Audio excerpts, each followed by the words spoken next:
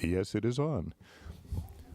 Thank you all for coming out this morning to a special event here at the library. We very much appreciate that all of you took some time out of your day for a little philosophical discussion. My name is Richard Foss. I've been a writer around the greater Los Angeles area for most of the last 30 years.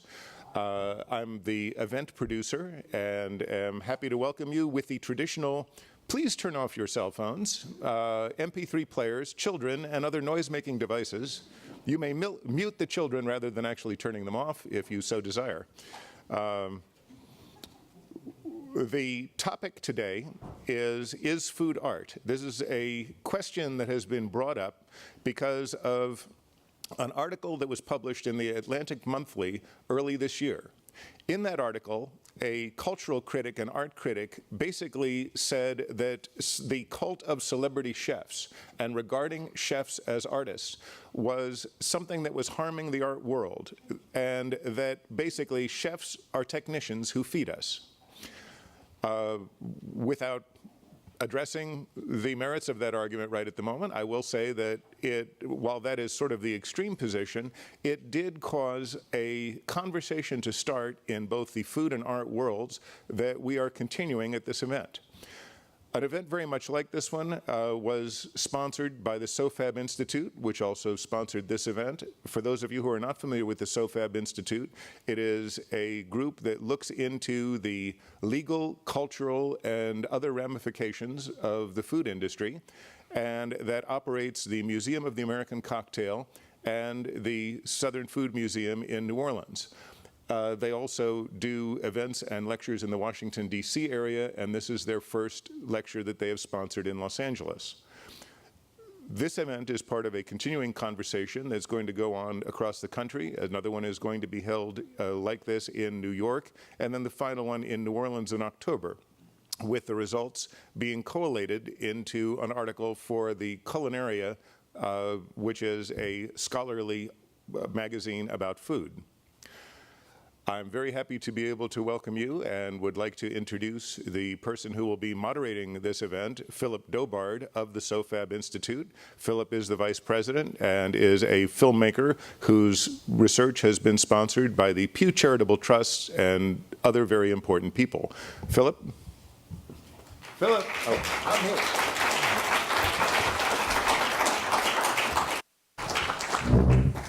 Good morning. You sit just inside Richard, and then gentlemen, you... Well, next to rather than inside. More comfortable. Indeed. Good morning, everyone. Thank you, Richard. Thank you for joining us this morning. This is I dare say this is a power panel we've assembled this morning, and I think we're very fortunate to have all of them with us. Going down the line here, I'd like to start by introducing Emily Zayden to my left. Emily is director of the Craft in America Study Center, owner of the Pop Shop. You can tell us a little bit more in a bit about what that means, and author of Top Pops, 55 all-natural frozen treats to make at home. Next to her is Matt Gleason, who's publisher of the Coagula Art Journal, which I think just celebrated a milestone. 21 and a half years. 21 and a half years. That's a milestone, indeed. It can legally drink. Very good. And he's also owner of Coagula Curatorial, which is a Chinatown gallery. It's in Chinatown. It's not necessarily of Chinatown. Very good. Next to him is Andy Smith. Andy's a professor of food studies at the New School in New York, and he's also editor and often author of entries in the Edible series, which is a rather expansive collection of single-subject food history volumes published by Reaction Books. I think you're on book 40 right now. Is that right? Book 40, with as many in the queue. More in the queue. That's right. Right. Brandon Boudet. Brandon and I are both resident Angelinos, but native New Orleanians, so we have that connection. He's the current champion of the Food Network's Chopped, and he's also executive chef and co-owner of 3 Los Angeles restaurants. John Rivera Sedlar, to his left, celebrated chef, owner of Rivera Restaurant. a veteran of Bravo's Top Chef Master. So we have two food media personalities here next to each other. Also hailed by Gourmet as the father of modern Southwest cuisine. Betty Fussell. Betty's a scholar, an acclaimed food writer, James Beard Foundation Award winner. She's a prolific author. Raising Stakes, The Life and Times of American Beef, which I think is just a fabulous title. Also very well known for her book, The Story of Corn. Thank you very much for being with us. Finally, Richard Foss. My friend Richard Foss, food historian, restaurant critic, author of Rum, A Global History, and the forthcoming Food on the Move, Dining in the Air. And also, I might add here and announce the California State Curator of the SOFAB Institute. So, thank you very much.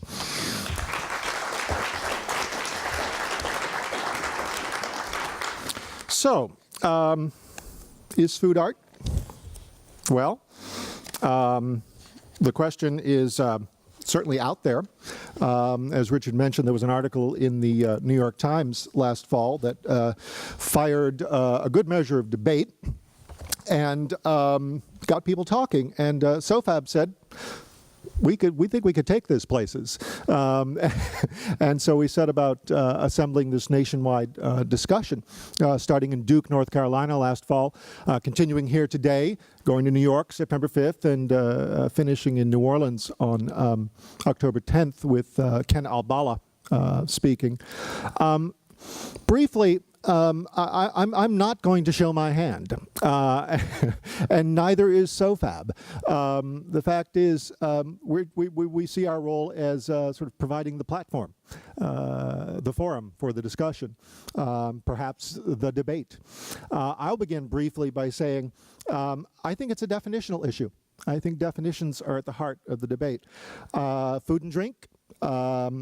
We can all agree, I think, at a fundamental, even biological level, what food and drink is. It's something we need. It's a basic necessity. Art, well, a lot of us would like to think that art is a basic necessity, but the fact is we can live without it. We never have, but we can. But how do we define art? Can we all agree on a definition of art? Not so much, and certainly not so easily as we can a definition of food and drink. I like to think of it in terms of aesthetics. Aesthetics is that branch of philosophy that deals with art and the beautiful. Aesthetics defines art as that which expresses the ineffable, which is to say that which may not be expressed by any other means. So, does food meet or fit that definition? I think that's the basic question before us. And I'd like to start the conversation with each of the panelists will give a little bit of background about themselves and sort of make a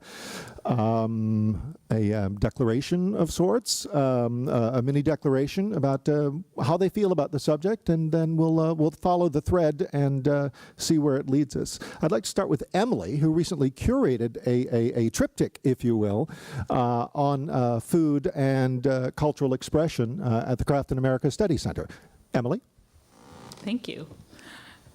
I'm the director of the Craft in America Center here in Los Angeles, and we focus on contemporary craft. We have a documentary series for PBS that's at the heart of our organization and program. At the center, we do rotating exhibitions, workshops, demonstrations, and artist lectures. So most recently, we had, earlier this year, a series of shows on dealing with the convergence of food and craft. Craft throws a whole other aspect into this conversation, I think. Another definition we need to start with, at least from my perspective, and where food sort of falls in line with that. For me, I feel, I've gone back and forth thinking about this over the last couple weeks, and the definition of art is extremely difficult. I think it's very personal. That makes this conversation even more complex. And for me, I think food is food and art is art, and there's no reason why the two need to be, looked at in sort of conjunction with each other. I think there's there's aspects of each that are incredible strengths that we should appreciate. To me, I would say the component of art that is essential is the idea of expression and the idea of the artist's intent in creating the work. So that's sort of a starting point for me. Oh, and also I do have a gourmet popsicle business called The Pop Shop here in Los Angeles. Indeed. I'd like to go to a chef now. Let's go to Brandon. Brandon, tell us a little bit about... Hi, my name is Brandon Boudet. I live here in Los Angeles in Echo Park.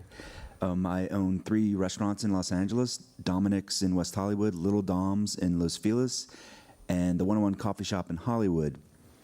And is it art? Well, I look at it probably in the restaurant business, it can be art. I can be the coach. I can be the technician. But I mean, when I'm sitting at home creating menus, I think it's art. You know, but to create something, I think that's art. Mm-hmm, mm-hmm. And the Am I an permanent... artist 24 hours a day, 7 days a week? No, absolutely not. Yeah. So when you throw together a... it sounds like it's a matter of, going to Emily's point, intent. When you go in and you create you prepare one of your breakfast pizzas, you're not necessarily creating a work of art, but what you're saying is the process that led to the creation of the dish as a concept, indeed, you might define as art. There's definitely points throughout the day where there's creativity involved, and there's a lot of hours out of the day where creativity is not involved. Right. It's a matter of execution. Exactly. Yeah. Andy Smith. I have taught food history for 20 years, and I teach a number of other subjects as well at the New School in Manhattan. But I just want you to know that I was born in beautiful downtown sunny Burbank. If those who are laughing, I know how old you are, all right? And you remember the Smothers Brothers. All right. Being an historian, at least for this panel, all I can do is say this discussion has been underway for 400 years. It just didn't pop up with the New York Times last year, as important as the New York Times may be. That was our excuse. And yes. Sounds good, and it was a very initial thing. And I do want to thank Philip and the Southern Food and Beverage Museum for pulling this together. I think it's an important topic, an important subject, and it needs to be discussed. So all I can say, it's been a topic of discussion in the United States since the 1980s with performance art, and there has been no answer to that question. I had planned to be the grouch on the panel and say no, because I've argued both ways, but I'm not sure that all the others are arguing that it is going to be art. I think it is. I guess I will give my conclusion now, and then we'll come back to it a little later on. My conclusion is, yes, it is a minor art, and it's not the same thing as architecture. It's not the same thing as poetry. It's not the same thing as plays, but it certainly has characteristics of being an art form, and I want to make sure that those things are raised. Okay. Betty, I get to be the grouch on the panel. you go right ahead. Play your role. I was born in an orange grove in Riverside, California. That'll tell you how old I am. You know? And I feel as if I'm in the horse and buggy age in relation to this dazzling display of media that we have now that has wholly changed the discussion, thank God, from academic vocabulary of definitions and fragmentations. And so I asked my daughter, who's teaching in India at this moment, typically, and said she's teaching French and Spanish, typically, so this is this new world. And I said, oh boy, typically, just spilled my coffee. No, is food art? And she said, well, of course, look at Klaus Oldenburg, Andy Warhol. Well, and they are now old-fashioned men, so I want to have a whole different pot going on. I want to get it out of the academy and its abstractions and say, food and art come out of the same human elements. Both of them are very basic to human awareness. We are the only animals that not only feed, but talk about it. So from the beginning, food means it's never a thingy apart. Okay, very good. Perhaps we should preserve that coffee spill as a splatter painting, or at least a Rorschach test. Or would you like to, are we good?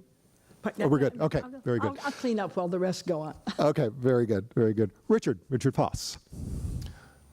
Well, when I was thinking about this, I was figuring, the first person to paint Elvis on velvet was working with a subject that was not typical of the medium, was making decisions every second they were doing it about how to best present that, and I have to say was an artist. Now, the 23,000th person to paint Elvis on velvet was not doing the same thing.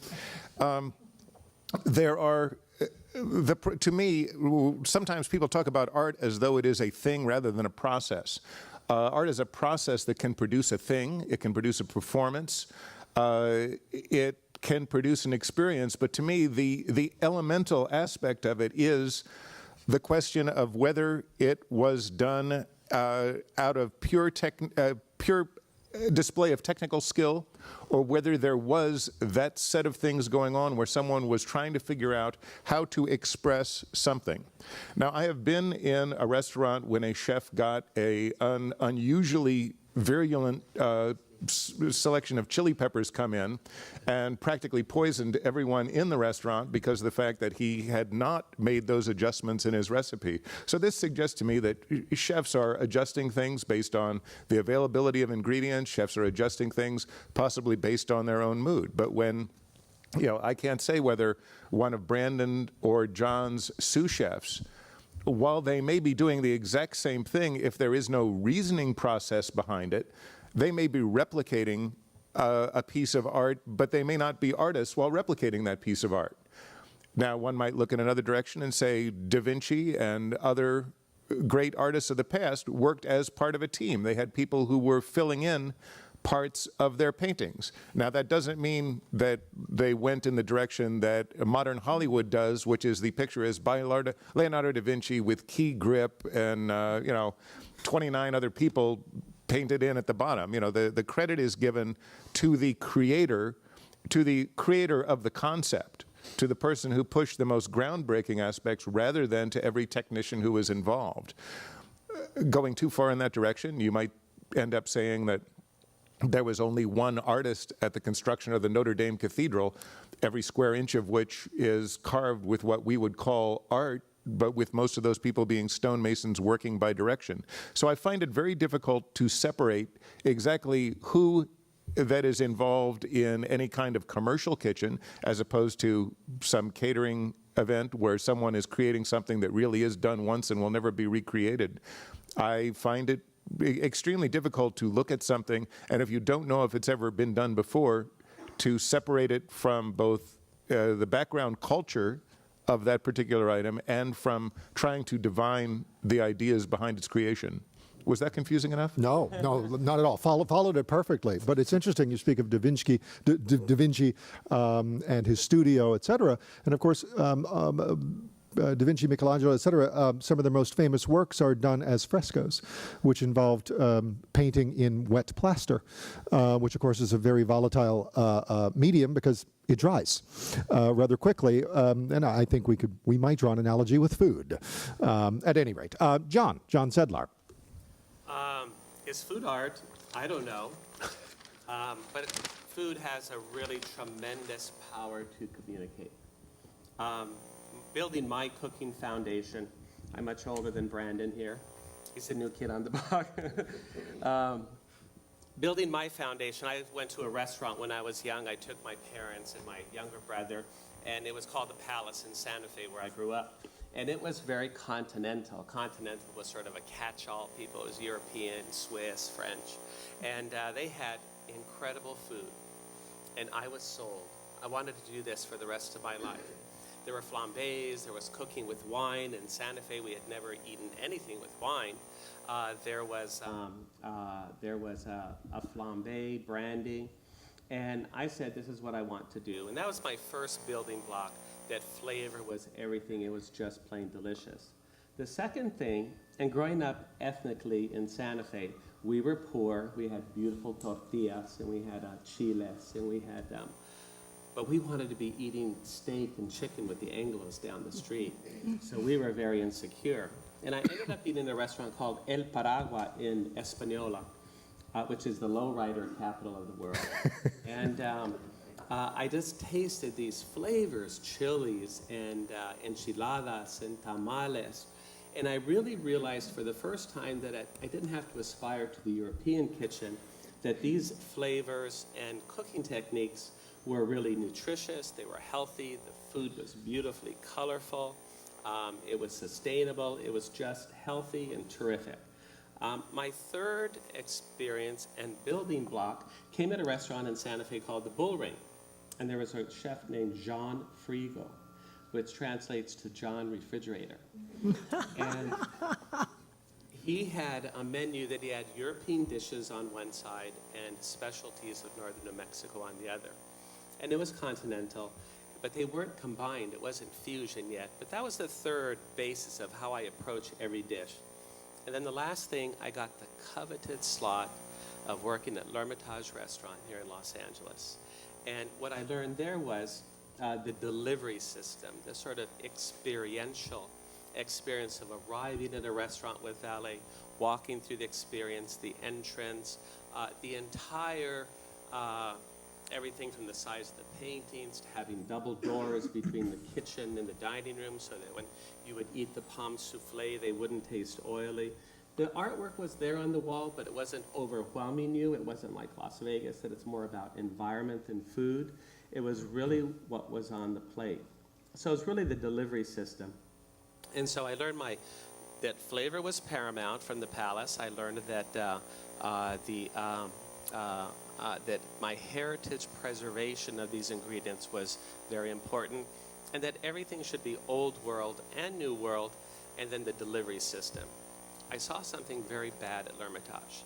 I started working there in the summertime, and Jean Bergenou, who was very innovative at so many levels, he brought in the first sorbet machine for $4,000, and everybody thought he was crazy because he would spin his sorbets daily. He brought in the first refrigerated pastry table, which nobody had ever heard of, so that when you rolled out the feuilletage, it would stay cool. He brought in a saltwater aquarium, a freshwater aquarium. He went to France to learn how to get a smoker to produce great smoked salmon. So I'm cooking in garde manger, the lowest on the level on the hot line, that's the cold line. And we're serving these beautiful Villeroy and Bach china. You all know the pattern, it's the basket. It was summertime. And I went to work one day and all of a sudden he had changed over to his winter china. So they had inventoried all the china, put it away, and out came this other piece that really fit into the delivery system, the plate. And where plate comes into play as art, very, very important. So those 4 building blocks for me, I developed a methodology and sort of an analytical process of each dish that I do, and it all encompasses those techniques, including an organoleptic tasting, to use all your senses of sound, visual, aroma, texture, feel, when a consumer, when a diner would analyze a dish. My restaurant, Rivera, we discovered 2 art decorative techniques. One is called spiceology. And spiceology is we actually put spices on the plate. We hire artists and they carve images and impressions. And then we put combinations of spices that accentuate whatever the food is on that plate. Paprikas, curries, cumins, cocoa for desserts, and that's called spiceology. And now we've done reflexiones, which are reflections of life, and we tell stories with our food. So people say, well, what is on these dishes? What are these expressions of commentaries? And there are things about tension, texture. There's commentaries on politics. There's commentaries on religion. There's commentaries on natural disasters like nuclear disasters or accidents, political protests, religion, and a lot of symbolism, all right there on the plate. So these are things that we express, and our cooks get very involved. There are issues that our cooks are involved with in our community. And is it art? I don't know, but it does add some conversation to the dining experience. Indeed. Thank you. Matt Gleason, you actually are alone among us up here in being a purveyor of art, explicitly so. Tell us about, and you deal in avant-garde art. Sure. Is there still an avant-garde? Well, that's a whole other panel. That's another panel. That's next month. When you're selling art, or you're really looking at in the fine art world, if you want to call it the top of the pyramid, or a top of the pyramid that imagines it's removed from the rest of the pyramid, it starts to actually become a class question. And so I'm aiming to sell art, and I'm writing about art for an audience that I imagine in the, maybe not the 1%, but in the 3%. And I think the question of, is blank art, are cartoons art, is food art, is, these questions come up around the 7 to 3%. So there's a certain, like, it sort of reveals to me when people aspire, you're looking up to the next level, economically, so to speak. But the one thing that I really see separating artists as I deal with them, and I think it's actually maybe an issue of ego rather than what they actually produce, because most of the time their ego is never satisfied with the output. You would never imagine that they had such a big ego until they start talking about it. Is this desire for a certain immortality, which the tangible object, the sculpture, the painting, there are people who, why do you paint? And they'll say, well, the photography, we don't know if that's going to fade in 100 years. They're really obsessed with 100 years from now. So they're definitely thinking about. That's the threshold. Yeah, they're thinking about after their lifespan. So when you say it's food art, it's like, well, how long does it take for a tomato to rot? So I start to look at my perception of art as I deal with it every day, or people saying, well, Rembrandt oil paints, we know those last for at least 600, 700 years, so I have to work in that not I have to, but the aspirant would say, I have to work in that medium. My work needs to carry on the dialogue and represent where we are now as a culture hundreds of years from now. And so I don't see that, the chef's masterpiece is kind of done that night, right? Yeah, indeed. It doesn't make it any less a cultural experience, as it were. It's a matter of permanence. Yeah, I just see that striving for, well, there's a recipe that one of the oldest recipes is the salad recipe from Virgil, where he said he's going to put a lot of things together and make one thing, and it's e pluribus unum, but it was misinterpreted as the slogan for the country. So that to me is the chef who kind of was as immortal as possible. Very good, very good. Now, you bring up the point, Andy, you say art, sure, minor art, which of course suggests hierarchy between major and minor, greater and lesser. Matt, you speak of you also speak of notions of class, and that suggests hierarchy. So, yes, we looking around the table, I'm sure we're all, bourgeois strivers, right? Yuppies, if you will. And now we know we dwell somewhere in the 3 to 7%. No, but seriously, this notion of I'd like to explore this notion of hierarchy. It's interesting because that dovetails nicely with the article in the New York Times, because one of the objections the writer voiced is that food is replacing high culture, if you will, as a high expression of art, and so I'd like to talk about that. Who would like to? Emily? Sure. All right. Let's see, in terms of that could be a whole new discussion, I think, definitely. And I think that I can definitely see where things are heading in that sense. I think, let's see, to me, I deal a lot with design history. I deal a lot with architectural history, and definitely in terms of craft, there are hierarchies that we're constantly considering and bumping up against.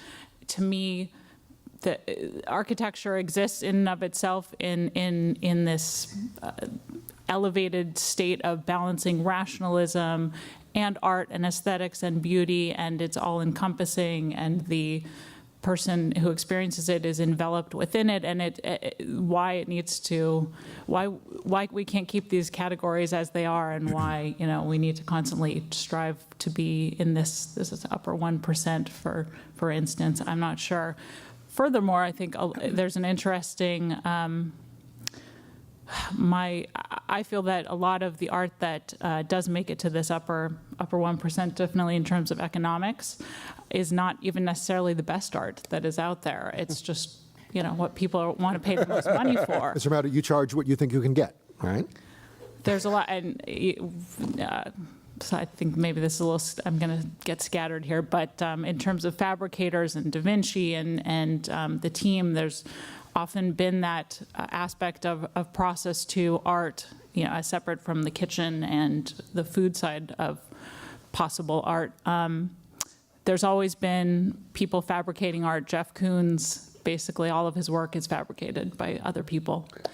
His hand is very little on the work. So definitely in terms of the operation of a kitchen, who is executing, I don't know that necessarily would, for me, place one into a category or another.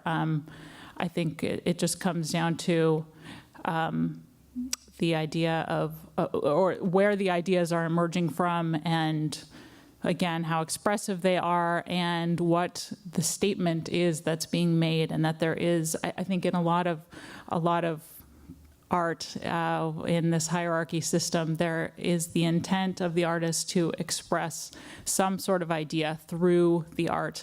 And so I think, when a chef is creating work like I'm sure we'll talk about for Audrey at some point, is an exception who maybe does do this crossover into the world of art and makes people reconceive what food can be. Whereas back to what I was saying before in terms of architecture standing in and of itself, I think food has a power to do that as well, that is perhaps beyond what art can do, even in terms of performance art and whatnot. So it's interesting you bring up Jeff Koons, because Jeff Koons is really, yes, he's an artist, but in technical terms, he's really a sort of a refabricator of reality. And the abstraction lies in the physical properties of the work rather than in the idea itself. His things can be very smooth and, very, very shiny and very lively, but the fact is they are, technically speaking, copies of something that exists in another medium or in other media. Could be flesh and blood and bones, but it nonetheless is a quote-unquote copy. Richard, did I see a hand?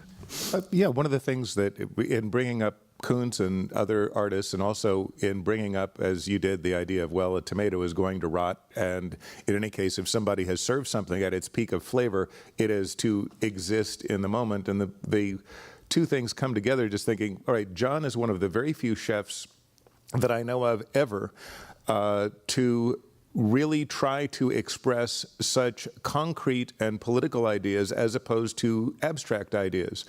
Most even finely designed and finely presented food, and most flavors. It's very rare to find something where there is actually a specific statement made in a combination of flavors other than these things taste good.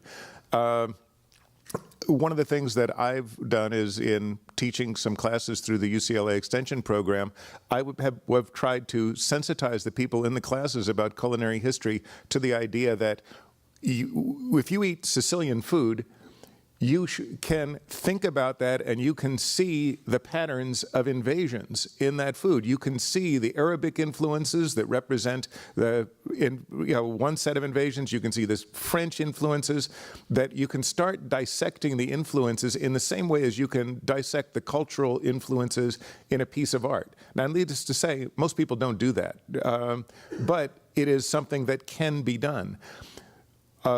food and art are both expressions of culture, very rarely, again, John being one of the exceptions, very rarely an overt expression of culture. And for the most part, it is something that is going to be perceived by the individual who perceives it. You're only going to get it exactly that way once. Any creative piece of work is going to be lost the moment it's eaten.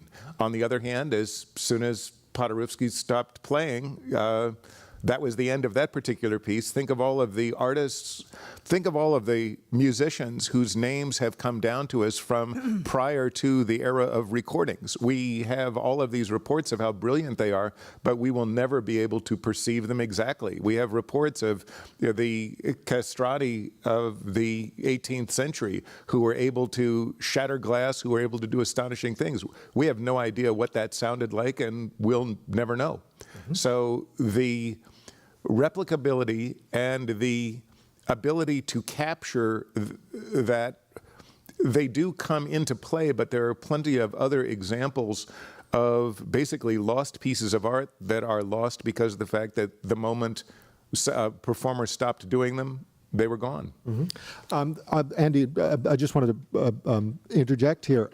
Richard, thank you for bringing up music, because if it hadn't come up, it was going to come up. Because, again, I might be showing my hand here, but I'm not showing where I stand on the question, but I'm showing where I stand on the notion of permanence. Because a Brahms symphony, yes, it exists on paper, but as it exists on paper, it's something of a recipe for how it will sound when performed. And when the final downbeat is passed, the work has ceased to exist in time. It exists in memory, just as a dining experience exists in memory. And there it lies on the page, waiting to be executed again, to be replicated. Andy. No, I think the problem is we really needed somebody to present the case for food being art, and because I would personally love to pick at that, but I need to present the case to begin with, and obviously the recipe is part of that, and the permanence issue is an important part of that too. But the fact is, a tomato, as we know it and understand it, is a human creation itself, and the tomato itself may die, but that one may rot. But there's going to be a tomato 100 years from now, and that is a human creation, whether we like that or not. Because we've cultivated it. Because we've cultivated it. It doesn't exist in nature by itself, and you can go down to the types of food, including corn, as I recall, is a human invention that doesn't exist. Artifact. It doesn't exist separate, or sugar, or you can name all sorts of things that are created by humans and over a long period of time, and will most likely be here 100 years from now. The recipes, of course, will survive. Now, the problem with the recipes are that I don't know of any chefs, and perhaps we can look at chefs who actually follow recipes, and the recipes that appear in cookbooks are usually written by somebody other than the chefs, because the chefs can't. Sure. We won't get into that. Well, a conductor takes Brahms's tempo markings as a suggestion. As a suggestion. But there is a lot more creativity in working. And what I disagree with Richard on, it may be that the first person who painted Elvis on velvet was an artist, but the people who do it afterwards can still have an art form there that may not be the same creativity as the first one down there, but there is expression in those duplications that are there, just like there is expression and duplication of recipes that are used 100 years from now or 500 years from now.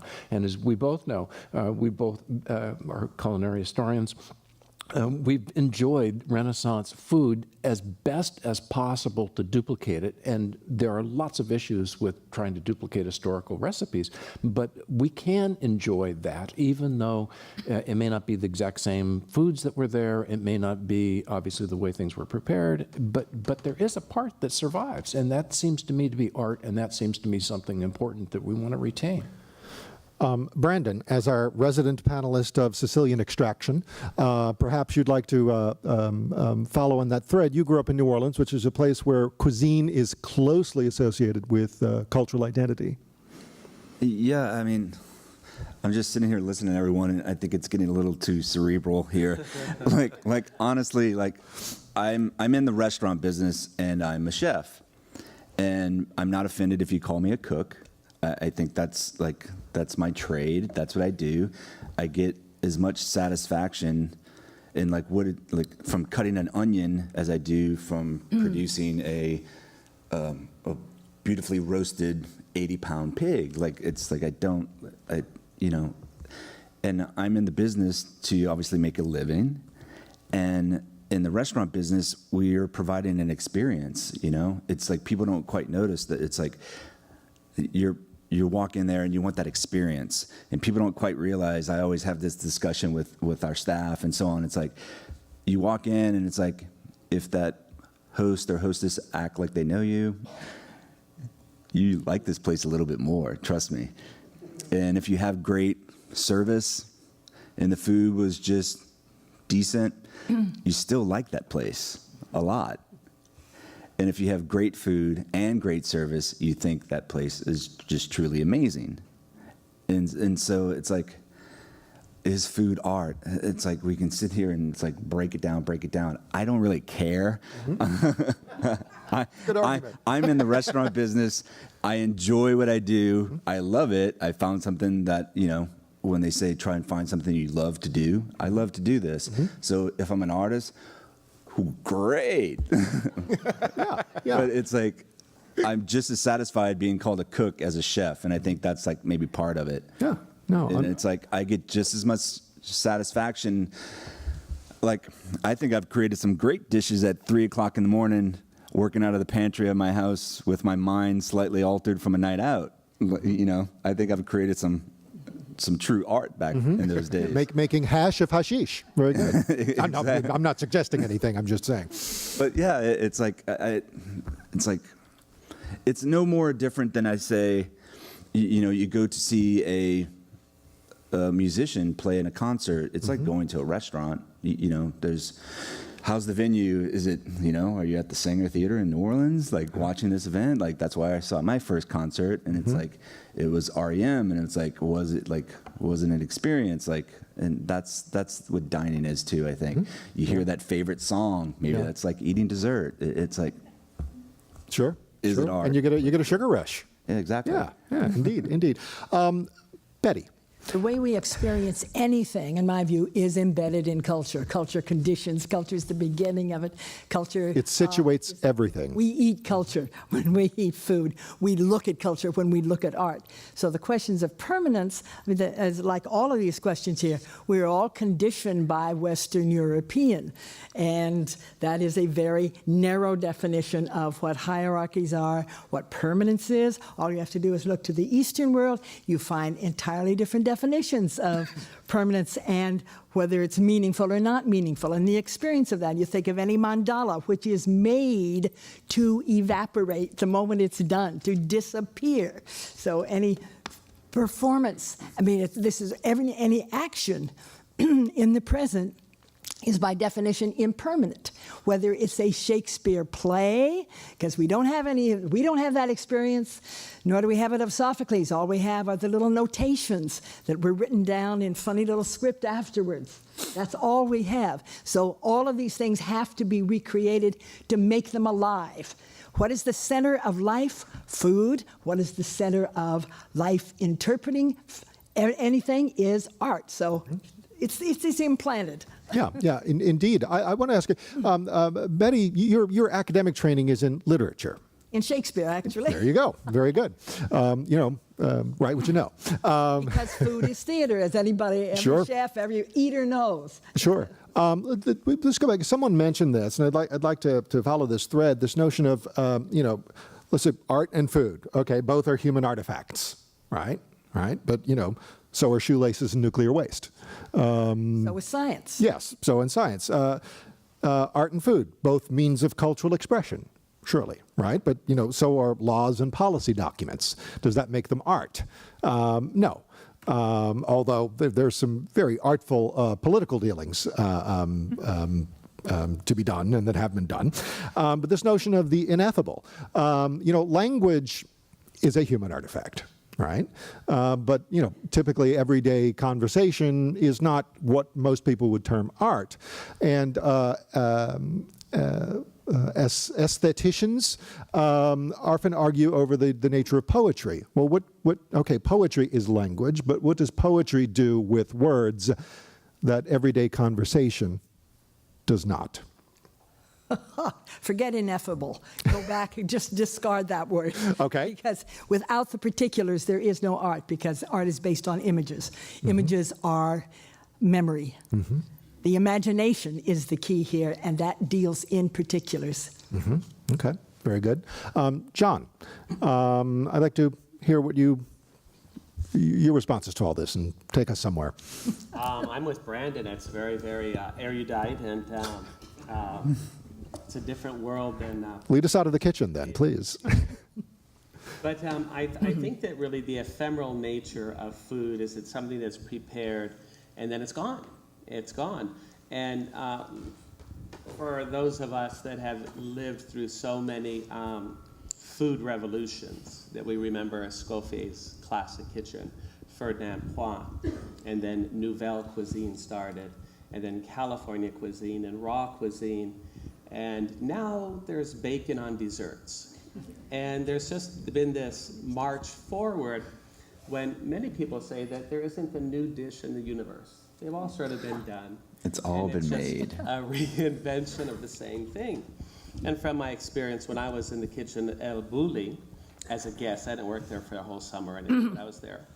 Several dinners and spent time in the kitchen. And Ferran had just gone from sauces, and then he was doing foams and espumas, but then he decided the foams and the espumas were too heavy. So he wanted to do air. So the sauces now became air. So I was doing a little bit of research on the Roman kitchen, and I was reading that the Romans actually used to create aromas and put them under fans, so that there was these aromas around the tops of the table. So I said, Ferran must have read this.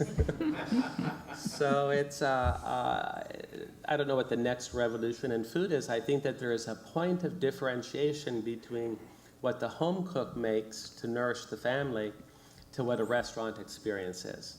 And when you have to reach in your pocket, and you do that at different social strata, when you have to reach in your pocket for $20, or if you have to reach in your pocket for $120, you want $120 worth of entertainment, partially the food, the experience, going in the front door, the service, everything flows from that.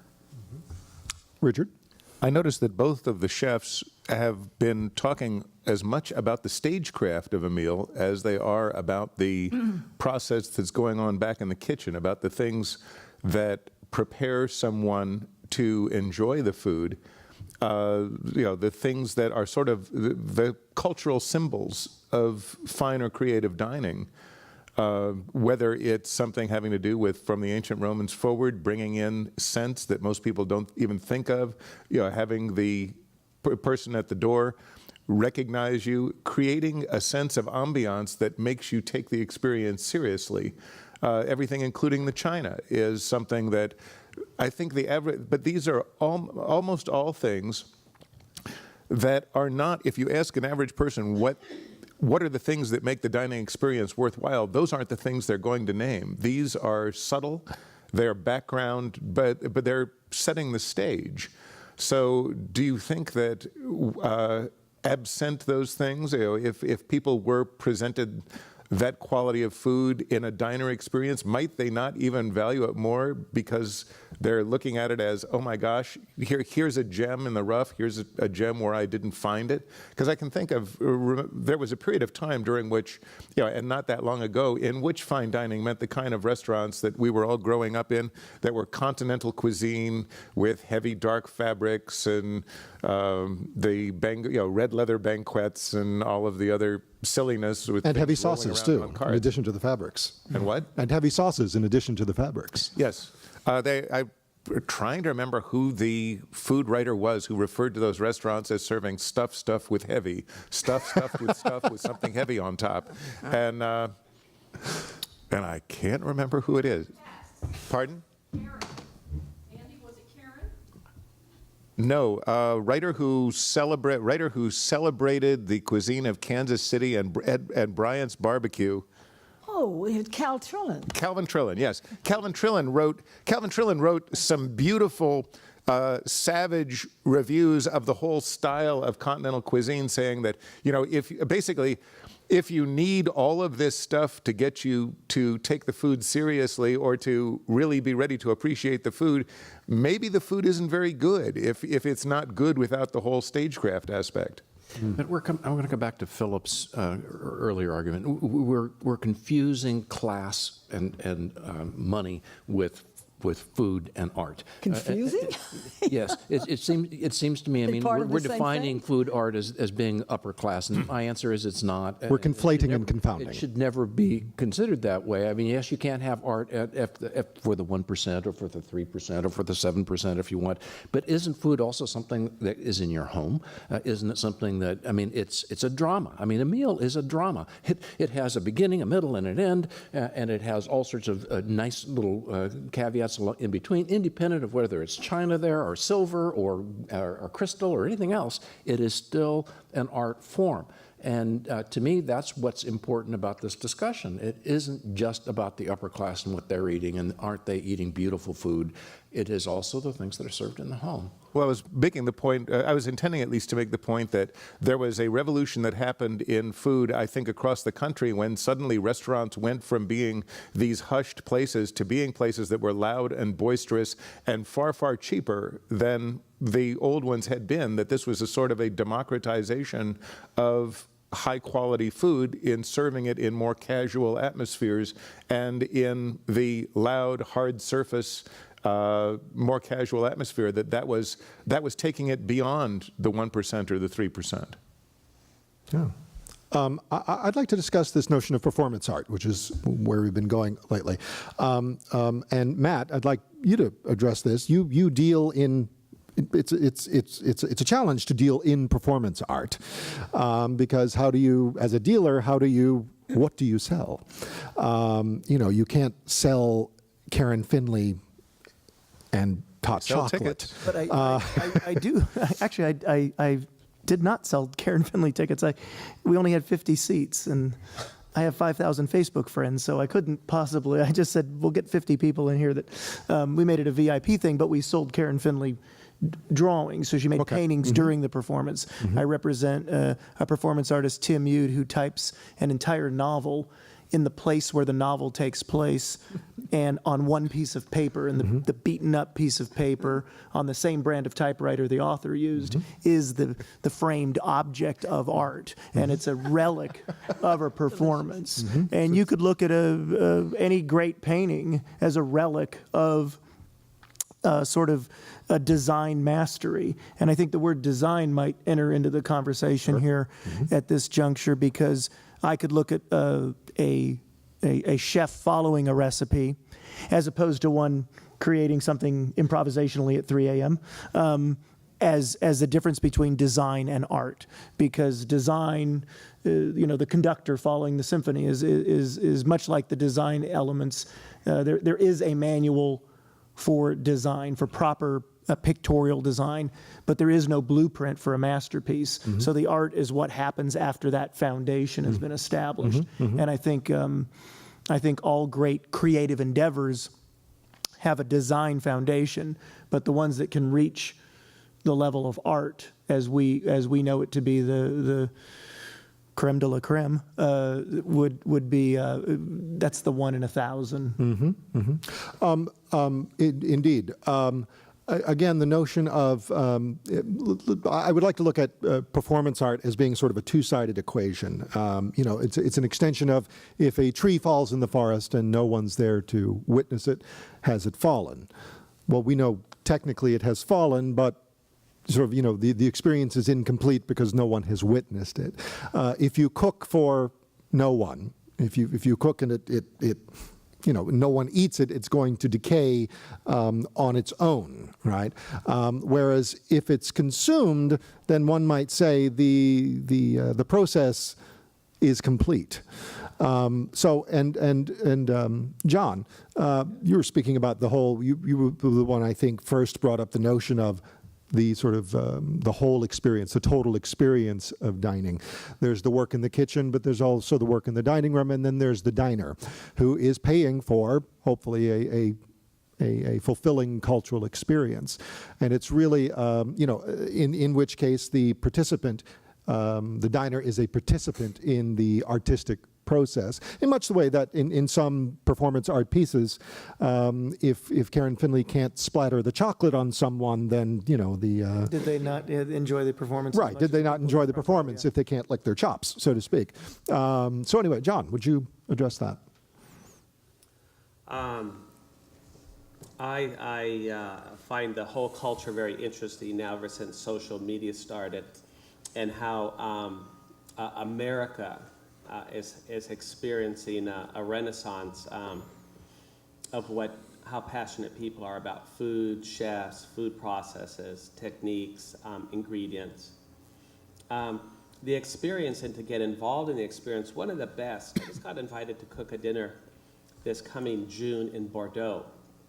And it's going to be a celebration of typical dishes from Los Angeles, Pan, Asian, being at the gateway to Latin America. Who are we as people in LA? What are we eating? And taking it to Bordeaux for an event. But the most fascinating places, I go to Spain a lot. I was just in Paris eating through 3-star restaurants. The French have really failed to sort of reinvent themselves. It's a shame. I think America is reinventing itself. And one of the most exciting places to eat right now is Tijuana. Tijuana, I mean, you could go to Barcelona, you could go to Paris, but Tijuana, you see almost more reinvented dishes. The modern, I did a speech once on, is Mexican food taking over the world because it was becoming more and more popular. In fact, we concluded that the world is taking over Mexican food. But it's reinventing, and countries march forward. But America is experiencing a tremendous passion for food, luckily in our business. But getting involved in the experience, a dinner that I cooked for the Ecology Center was 250 people on one long table in a strawberry field in Orange County. And all the farmers, all the fishermen, all the ranchers, everything was sustainable from within 100 miles, and each one got to talk about their cheese or their ingredients.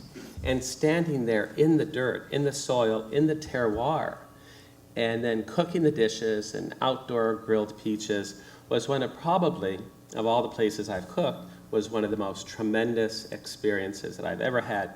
One of the favorite dinners, being there where, what is the source of the food?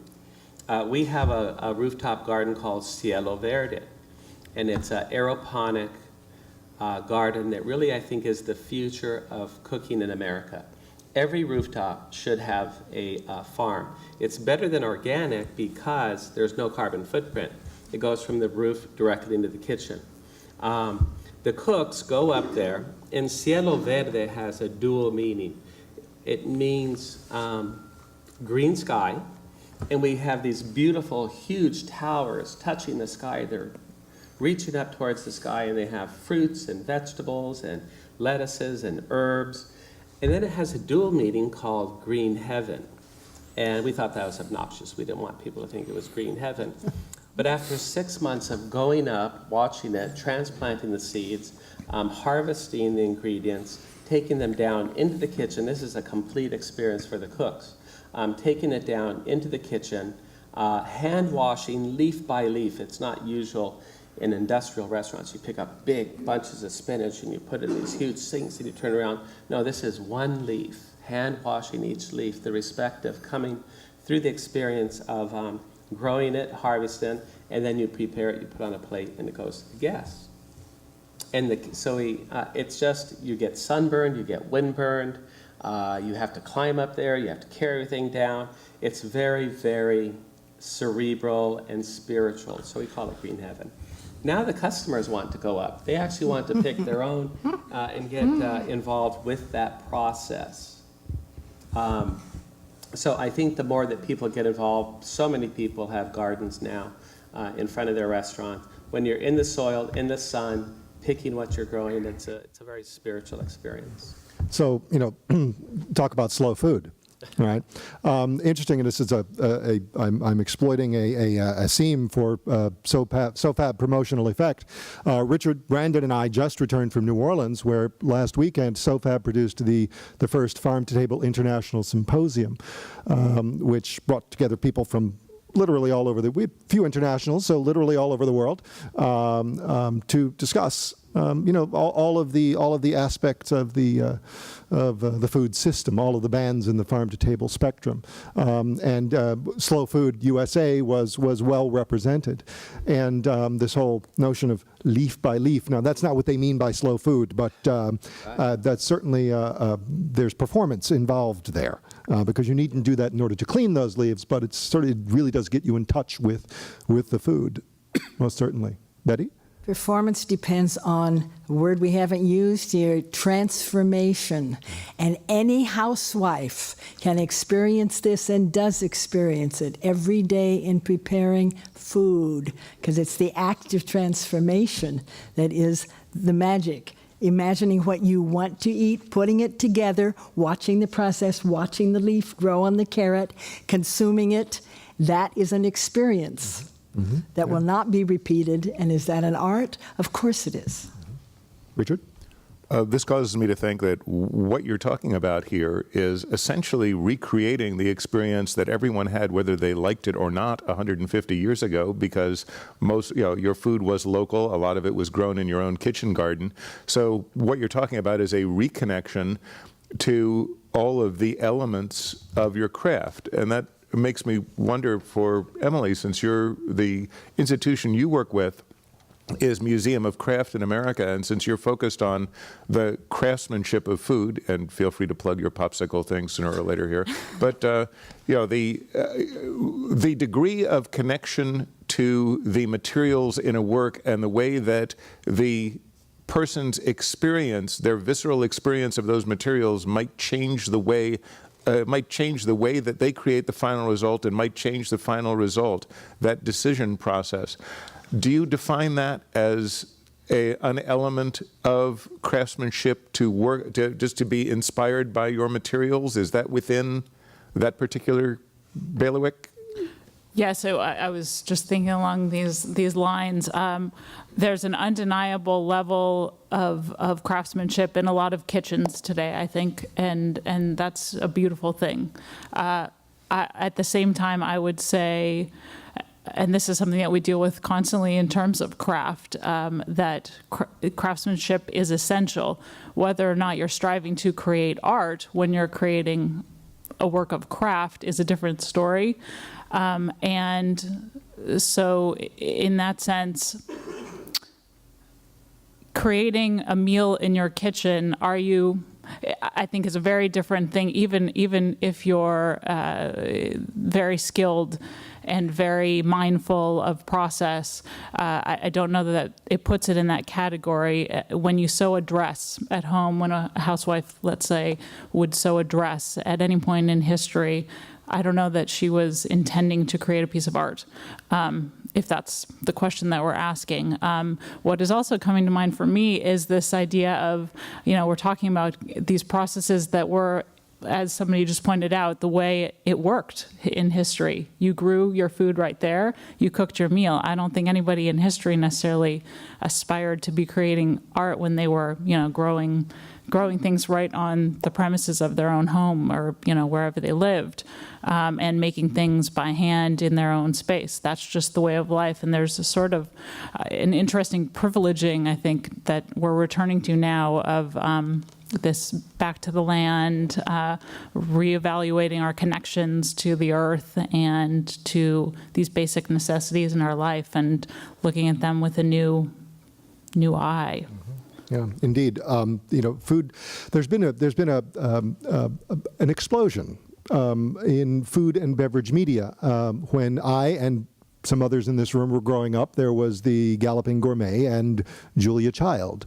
And then we got the public television programming blocks where we had Marianne Esposito, Jeff Smith, John Foltz, Earl Peru, on and on and on, Jacques Pepin.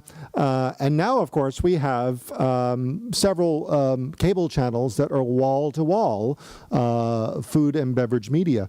And that, I think, has fed from and fed, helped feed an explosion or renewed interest in cooking in the home, and cooking at maybe a higher level of craft within the home.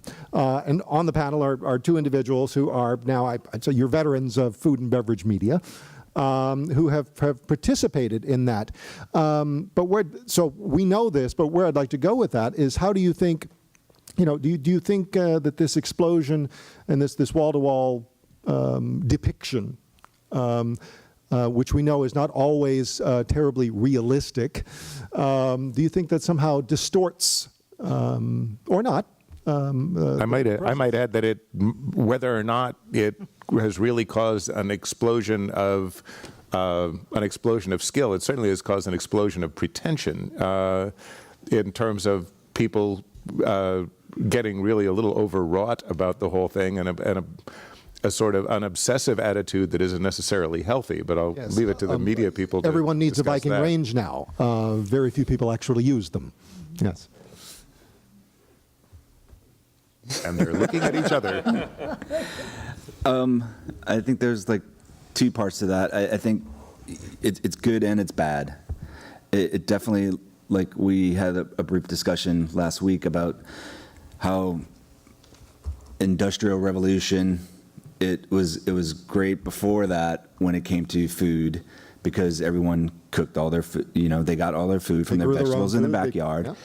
And then the Industrial Revolution came, and all of that, worldwide distribution of food happened, and we all thought that was great at one point.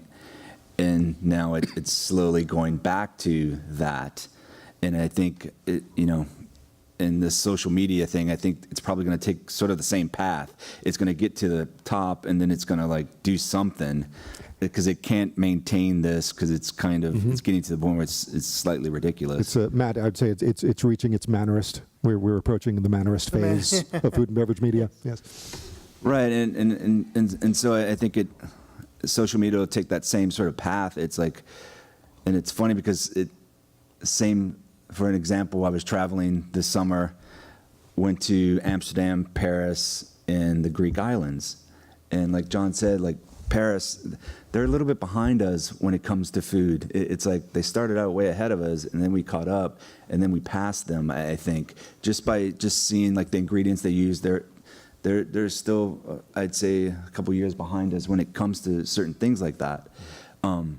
Spain is on a whole different like wavelength, to a degree, with some of those, that handful of chefs.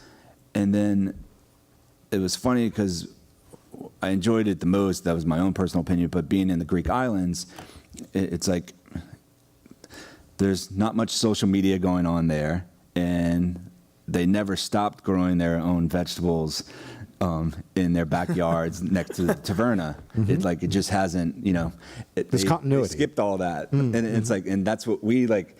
We went like all that, and we're coming back to that, and like a small little island in Greece just pretty much stayed the same. And it's like, it's still, it's like you have green beans, you have zucchini, you have melon, you have tomatoes, and it's summertime, and that's what you're going to eat when you pull up to that taverna with an ouzo and a nice cold beer.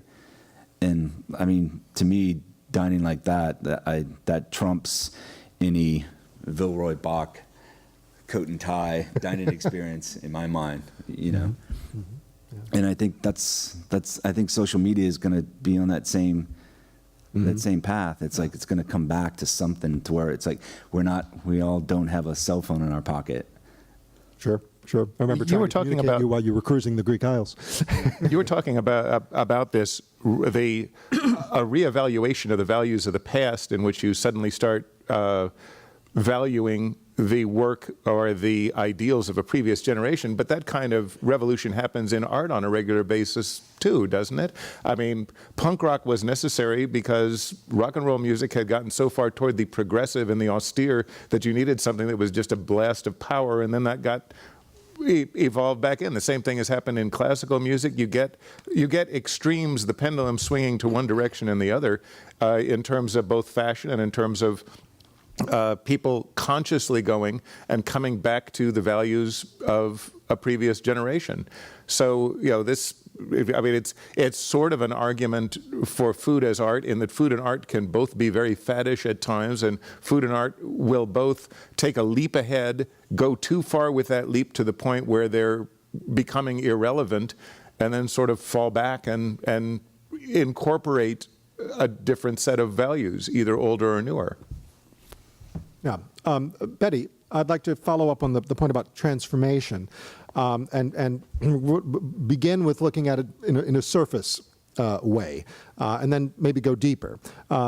Starting with Emily here. Emily, I saw only the third installment, the third panel of your triptych, if you will, and I realized that each installment of your show was about food as means of cultural expression, food as product of cultural expression. And as medium. Yeah, exactly. The third one that I saw was food and food wrappers, etc., employed in producing rather traditional art. In fact, there was a matador's costume and a flamenco dancer's costume that were made of wholly of M&M wrappers. You also had right at the entrance, and I was fortunate enough to see them and eat one, you had these nipples of Venus that were executed in a photorealist fashion. I mean, they looked just like their namesake. Yes. Yes, cast off of the artist's own bosom. And, yeah, exactly. So there you go. Thank you. But the point is, those artists very, very explicitly and plainly transformed the food into an artistic product.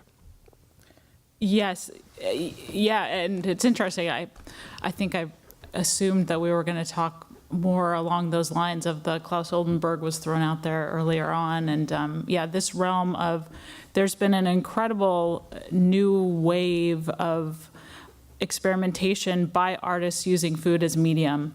And my exhibition series started with food as impetus for craft, which included just strictly functional objects that created by craft artists. So incredible ceramic wares, incredible pepper mill knives that were made by exceptional bladesmiths.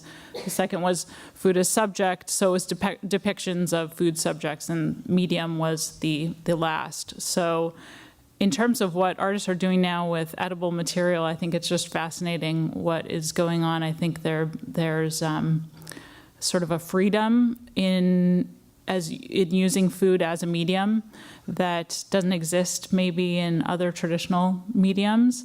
Artists are playing with food, so it has a playful element, but a lot of what we showed in the exhibition was very traditional, exceptionally crafted work that you might not have even detected was made of an edible material. So we had some panels that were fiber work, but that incorporated decaying cabbage leaves that were embroidered, and you kind of had to look and read to know that that's what the artist was working with. So it's a separate category of this question of whether food is art. I think absolutely, in that sense, these are artists who are just using food to create their work. So it's sort of another realm of this discussion, I suppose. Yeah, and some of those, speaking of permanence, as I recall, some of those works date to the 70s. The ephemerality factor is huge in terms of food art, art made from edible material. A lot of the work that has been made is, because it's ephemeral, it is photography or film to document it and have that record of permanence. There's a brilliant artist in the Bay Area named Liz Hickok who does Jell-O installations, full-scale replicas of cities, cast exactly, and she does them as performance pieces, basically, so. But aren't the photographs, she photographs them and sells the photos. Exactly. So you can get the San Francisco skyline in different colors of Jello. And they're gorgeous shots, yeah, in and of themselves, let Gorgeous alone. Jello shots. if you Yes, will. yes, yes. Flip on a side note to that. Yes. I actually I assist a friend of mine who is a prop master on a television sitcom, and actually yesterday I was on the set and I was helping to create a Heidi Klum goat cheese sculpture. A what, Chev please? Klum. Well, and there is the art of butter carving, cheese carving, fruit, vegetable carving, a whole other realm Right. as The well. writers wrote in a goat cheese sculpture, and so I was there to help out, and we created some art there, I think. Yeah, and was it, indeed, The was use of chives for hair. Wow, and okay. couple flowers for corsages. You actually I textured it. think- Yeah, I yeah, definitely yeah. think it was. And I had a friend who was a chef who said that at one point he had an ice carving. He had some kind of event where the customer wanted an ice carving, and he got his block of ice for the ice carving, and some prankster had frozen a banana into the middle of the ice, so that whatever he was doing, he had to incorporate the banana as part of, as part of the piece. And he said his first idea was absolute horror. Like, how did this, this is not an accident when you find a banana frozen in the middle of a 100-pound block of ice.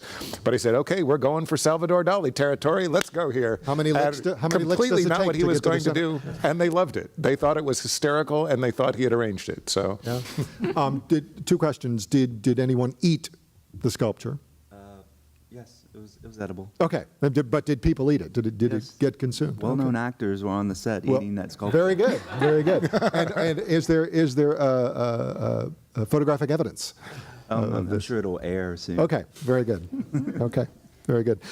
Andy, you've edited and written a number of installments in your edible series where you probe deeply into the history of a single foodstuff, which of course involves its transformation, both over time and on a daily basis. Sugar, for instance, grows as cane. Which just happens to be what I'm writing right now. I already knew that, but anyway. Thank you. Well, I've been fascinated with the history of sugar, much to my surprise, from the earliest records of sugar, which about 2,500 years ago, you have sugar sculptures. In other words, people were creating sculptures based on that, and the sculptures were edible. And the sculpture of sugar comes through the Renaissance. And if you look at, they're talking about 4,000 warriors and boats and ships, all sugar sculptures, which are consumed by people at the end of the meal or given to the poor afterwards. And there are dozens of examples of that. So food can be sculpture, food can be consumed. And it's, I think there's no example of food that doesn't have some characteristics like that. And in the sugar case, you could actually save it if you wanted to and have a permanent work of art. SoFab is now home to the Francis Kuiper cake art collection. Frances Kuiper was a Los Angeles, some of you know her, I'm sure, or knew her, was a Los Angeles cake artist who kept a cake art collection in her home in Pasadena. And upon retirement and in her eventual passing, the cake passed into someone else's hands, and they needed a space for it. We learned of it and said, this is fabulous. This belongs in a museum, and we will take receipt of it if you like and promote it to the world. But in that collection is an all sugar, exclusively sugar rendering of the Pasadena City Hall. Yeah. It's architectural, and it's nothing but sugar, and it stands to this day, and it's on display in New Orleans. And it's edible. So, And it's edible. Right. Yes, yes. A little stale, but edible. so can I come by and have a Absolutely. a bite? Yes, A friend of mine buys, goes to the flea markets and buys family photo albums and sells found photos on eBay. And it's a small side business, but she probably makes $1,000 a month just selling $4 and $5 photos. And she says that the photos of cakes are the only thing she can get $10 for. And it doesn't matter the year. And she says there's a few people out there who will immediately get the cakes. And so I said, well, I don't know that that's art, especially the found photo. Take a picture of the cake. But the assembling of that collection of cake photos must be an art. John, Brandon, start taking pictures of your creations and then, eBay them in the slow months, right? Yeah. We are at about the point at which we can start taking some questions from the audience. So it would Yeah, we please. do have to be. There is something else happening in this room later, so we have to be out of here basically by 12:30. We are tail lights at 12:30. Yes. So we're going to do some Q&A, and then we'll have a few minutes out in the lobby where our panelists will be available for pictures and autographs, I'm sure. All right. Yes. Well, just to answer the question, yes, I think food is art, but I think permanence has no relevance because I don't think anybody would say Andy Goldsworthy wasn't an artist when the minute it's done, it starts to deteriorate. It's just slower than eating something. Last week we ate at two of the best restaurants in Maine, and every dish looked like a work of art. Didn't mean it tasted good, but I was compelled. So I could look at it later and recall a good meal, which they were. But the point is that you can't really, your first impression is visual. You have no idea if it's going to taste wonderful. So it's an art right there. And so you're doing it on two levels. Then you eat it, and most of them are good. Some eaters don't like it. So I think it's easily art when it's presented properly, and that's the presentation that I look for when I'm eating. But this is something that can be culturally defined. For instance, I was very surprised to discover that there are certain cultures that place little or no value on presentation. One of the ones that is in Finland.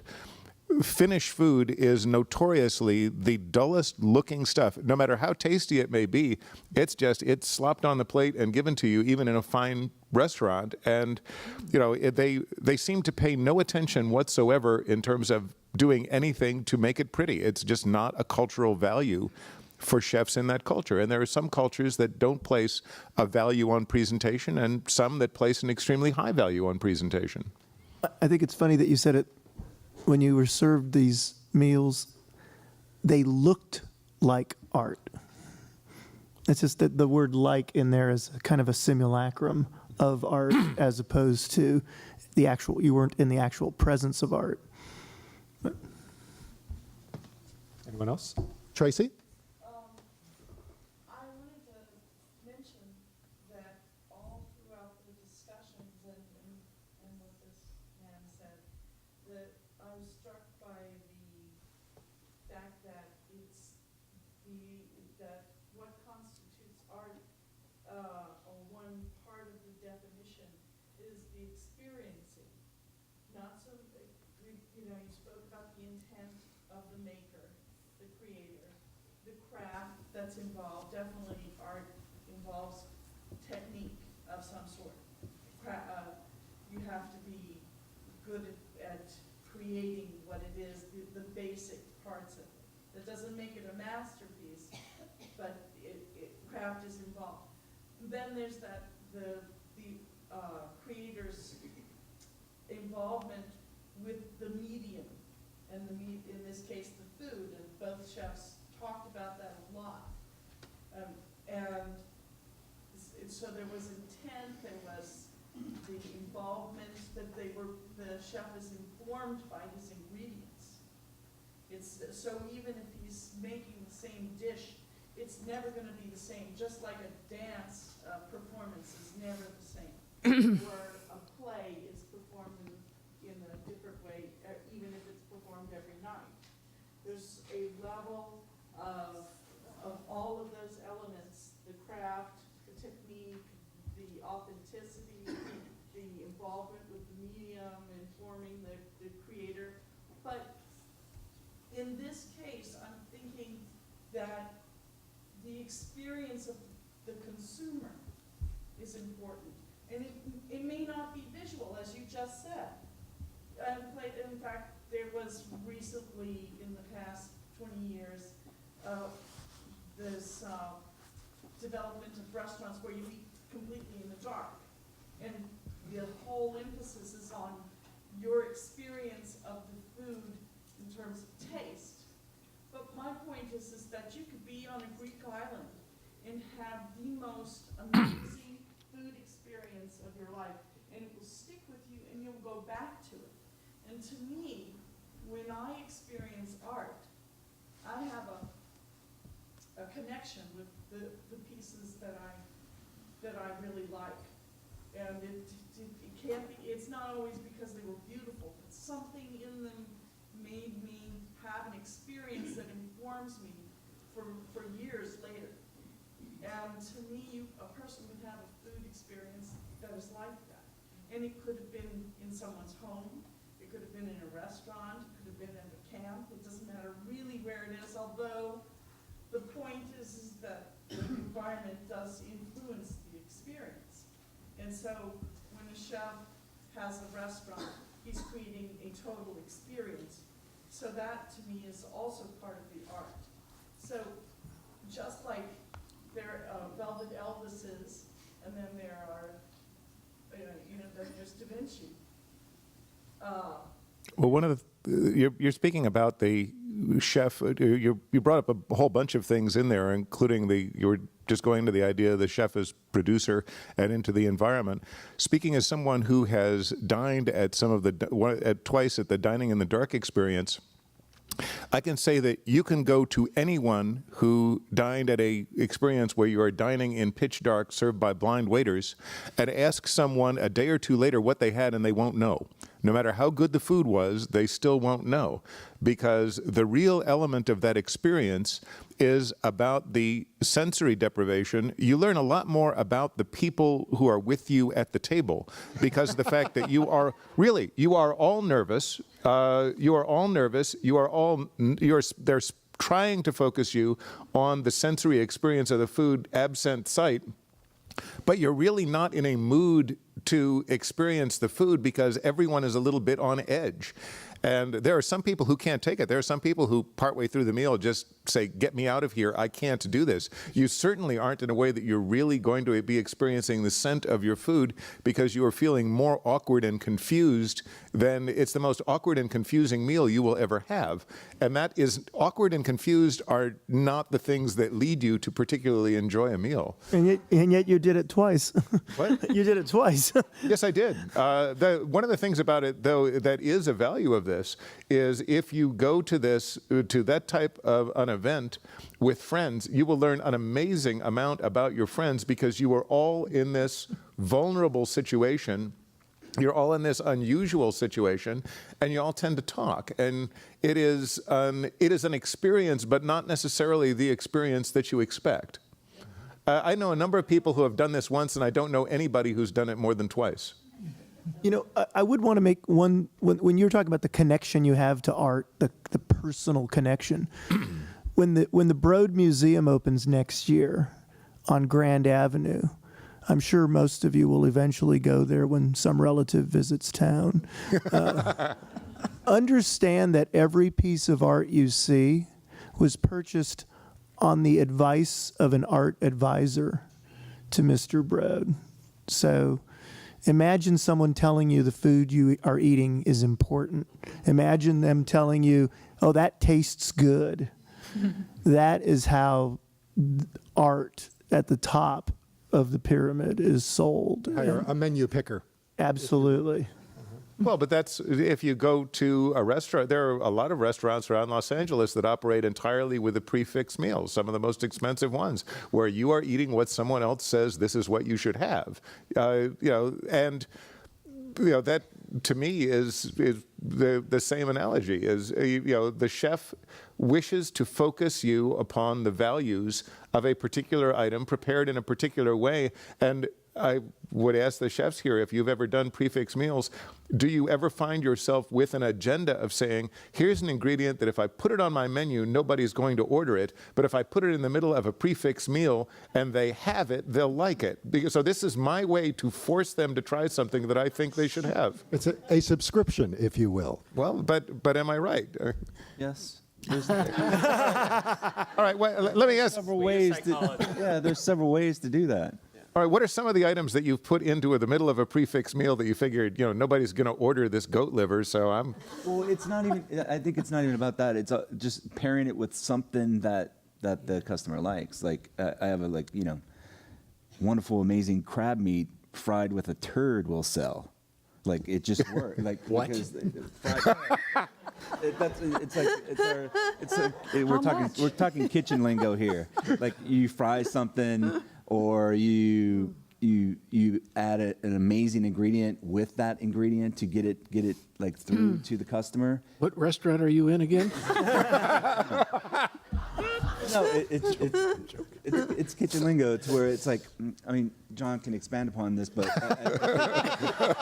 Oh, sure, pass it off to him. I think vocabulary is very important in how a menu reads and how it flows, the story you're telling, the paper, the material, the font are still extending that experiential experience that the diner is going through.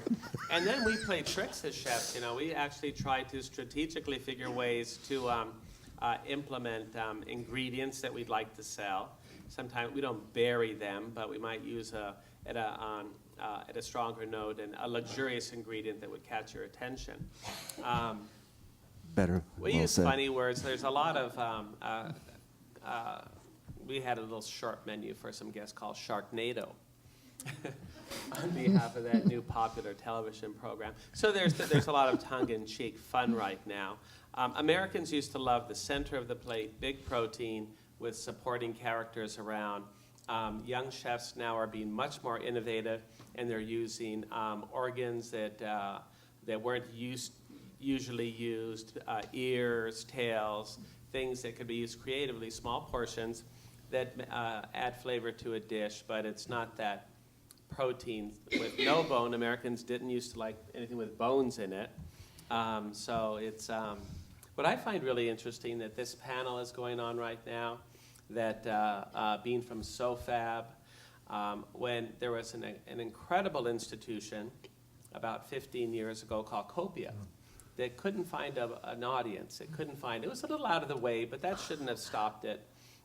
It was very out of the way. It was very out of the way. They Their did marketing first. They did everything they could do to alienate their natural audience. It was a museum up in Napa, and I hate to say it, but one of the things that they did that really started out wrong was for a museum in the middle of Napa that was celebrating the food of the area, they immediately brought in a chef from Patina in Southern California, and that there were a lot of Napa people who heard that, period, that, wait, you're in the middle of Napa and you can't find a local chef to run your catering department. There were things that they did that were not politically astute in terms of getting that thing going. So They brought in an architect from New York City. yes, Big that's mistake. it. That sounds good. They set up a museum in Napa with no local element to celebrate local food, But and that's LACMA brought in an architect from Italy, so, and this is Los Angeles with some great architects. Brandon? If I can expand upon my turd reference. The turd rescue. No, like in the kitchen, talking with other chefs and whatever, and we have the conversation where it's like, some of those big, well-known television, like just mega chefs, whatever, we have basically saying like they could put a turd on the plate and it would sell. And it's kind of the same, like it brings back the idea of walking through Barcelona, going into the Picasso Museum, and it's set up, you can basically see his first painting when he was like 12 years old or whatever, a self-portrait, I believe, something like that. And then you walk through, you can see where he starts to do drugs. And then you can see where he gets to the point where he starts doing his pottery later on in life, which, like, to me, I was like, that's not that fabulous to me. And so it's kind of, that's where the turd reference There was a Saturday Night Live skit when John Lovitz was in the cast where he played Picasso. He was at a cafe and he couldn't pay his bill, and he said, "Here." He signed the napkin. He goes, here's my signature. I'm Picasso. He said, "Sell that. It'll more than pay for the meal." Anyway, yes, young lady here? Did it? Yes. Well, I guess I wanted to say that questions of classification are always a bit of a problem. I mean, the first reason is historical, because definitions change. I mean, I'm an artist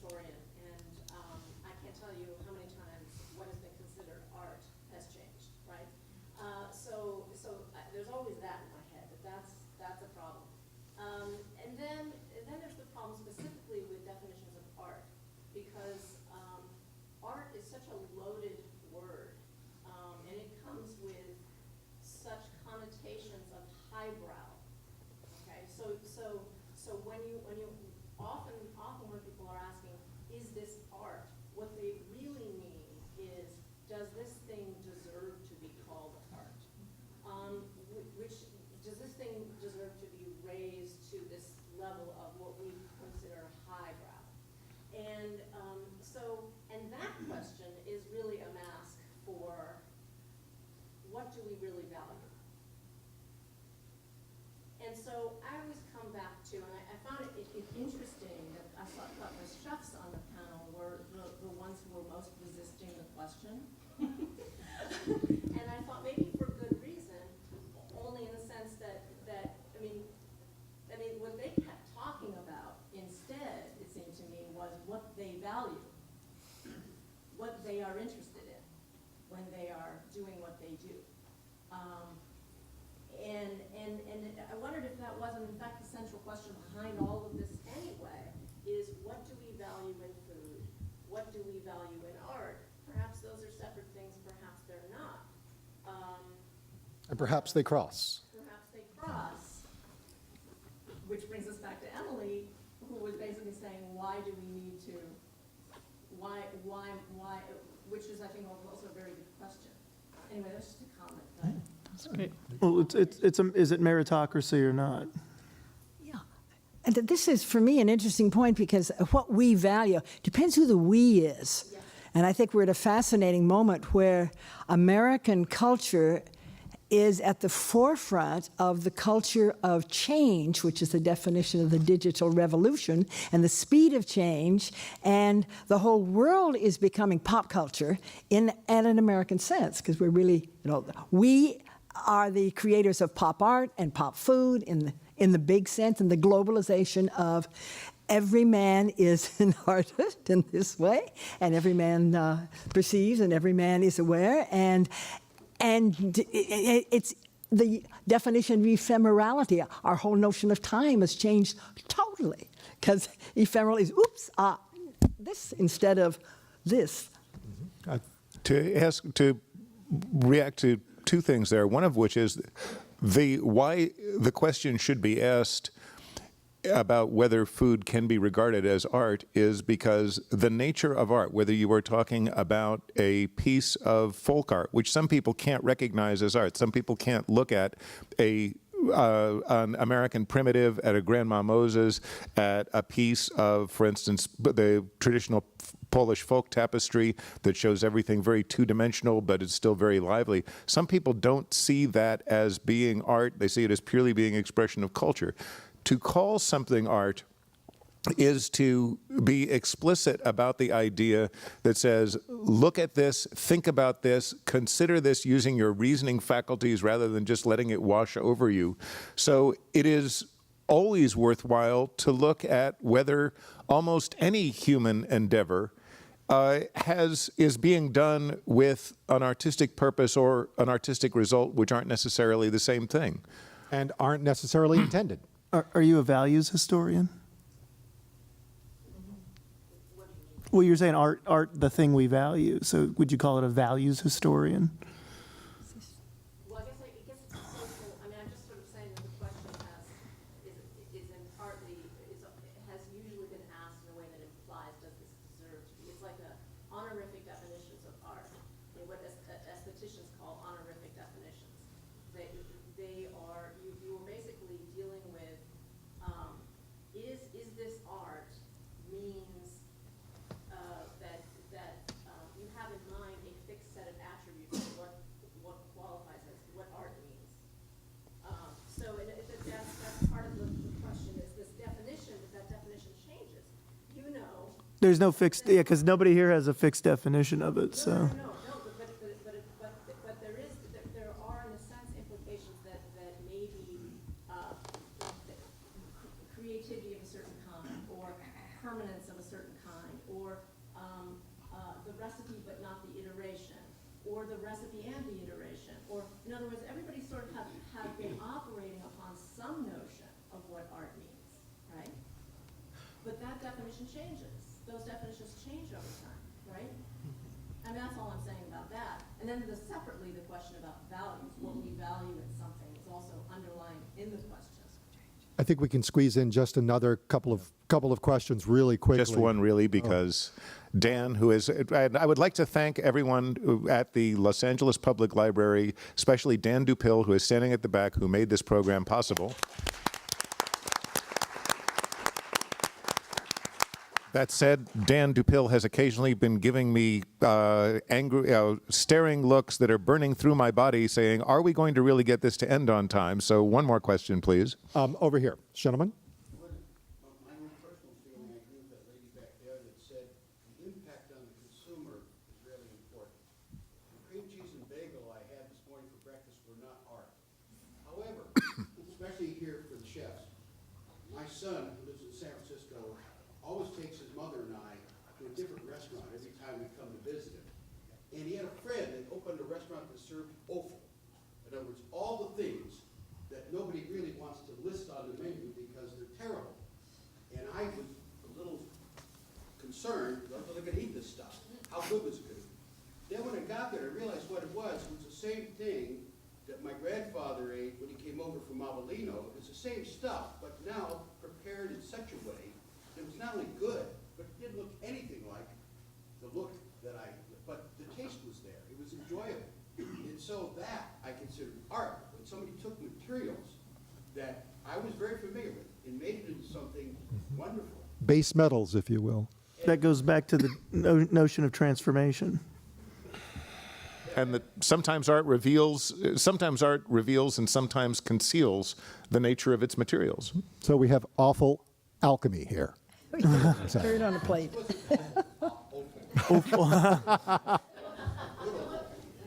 it was something I was already familiar with and didn't know. I wanted to say yes. something about the people are interested in more. There is an audio tour at the Getty on food and art. Very good. Thank you. Thank you, Linda. Yeah, thank you. I'd like to thank Richard Foss for producing this fine event. Thank you very much. And I'd like to remind everyone that there are some flyers out there for an event that is happening next week. It is at the Pacific Palisades Library, sponsored by the Culinary Historians of Southern California, about the roots of California cuisine. And I find it highly likely that some of the things that we've been talking about artistic presentation, may show up and that as well. So if you enjoyed this event, please consider going to that one. Please take some of the other flyers that are out there. Eat at these people's restaurants, buy these people's books, go to that gallery because it's really cool, and let me exhort you to become involved in the big dialogues and the big conversations that are going around Los Angeles, that are going on constantly, but that most people don't tend to really go out and get involved with. So please be one of those other people. And if you'd like to get on our mailing list, on the SOFAB Institute mailing list, please do so. We have some sign-up sheets in the lobby. Thank you all very much. And thank you. And questions asked, please join us in the lobby. We'll be mingling for a few. Thank you.